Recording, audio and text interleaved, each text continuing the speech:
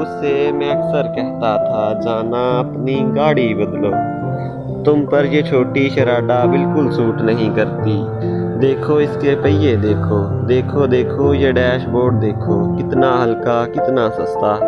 वैसे भी तुम सच पूछो तो ये जो उंगली में डायमंड है ये भी इससे महंगा होगा। इसमें ऐसी दो दो कारें आ सकती हैं। उससे मैं अक्सर कहता था यार तुम अपनी गाड़ी बदलो, जाड़े आने वाले हैं और हीटर काम नहीं करता।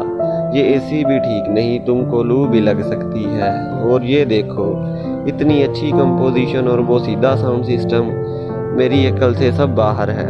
मैं तो पब्लिक ट्रांसपोर्ट पर आ जाता हूँ, बचपन से इसका आदी हूँ। तुम लेकिन ये कैसे, क्यों कर इतनी छोटी गाड़ी, तोबा।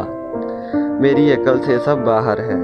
उससे मैं अक्सर कहता था यार तुम अपनी गाड़ी बदलो। एक दिन वो जिद होकर बोली जाने क्या है कुछ अरसे से जब से तुम जीवन में आए, छोटी गाड़ी छोटी चीज़ें, दो कमरे के छोटे घर और छोटा आंगन, छोटी मोटी हंसती दुनिया, छोटी गलियां छोटी बस्ती, नन्हे नन्हे मुन्ने महके ख्वाब और कुछ छोटी छोटी खुशियाँ मुझको अब अच्छी लगती हैं। जाने क्या है लेकिन सब कुछ छोटी छोटी ख्वाहिश बनकर मुझ में रक्स किया करता है। मैं नादान था, ये समझा वो मेरी गुर्बत में आसानी से रह लेगी। फिर कुछ उड़ते लम्हे आए, कॉलेज के 2 साल यूं गुजरे जैसे सांस गुजर जाती है। 2 सालों में मौसम बदले, फैशन और से और हुआ, सोचों में तब्दीली आई। हम छोटे से बड़े हुए और जीने को पहले से बढ़कर मुश्किल पाया।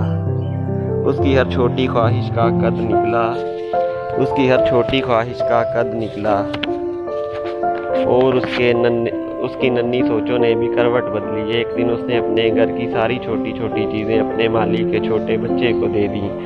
छोटी गलियां, छोटे आंगन, छोटी बस्ती, ये सब तो वैसे भी उसको एक ही घर में मिल सकता था। उसने छोटी गाड़ी बदली, तरक किए वो सारे दोस्त, सब रिश्ते और सारे साथी जो छोटे थे। और शायद उन सब छोटों में मैं सबसे ज़्यादा छोटा था। उससे मैं खुद ही कहता था यार तुम अपनी गाड़ी बदलो, यार तुम अपनी गाड़ी बदलो।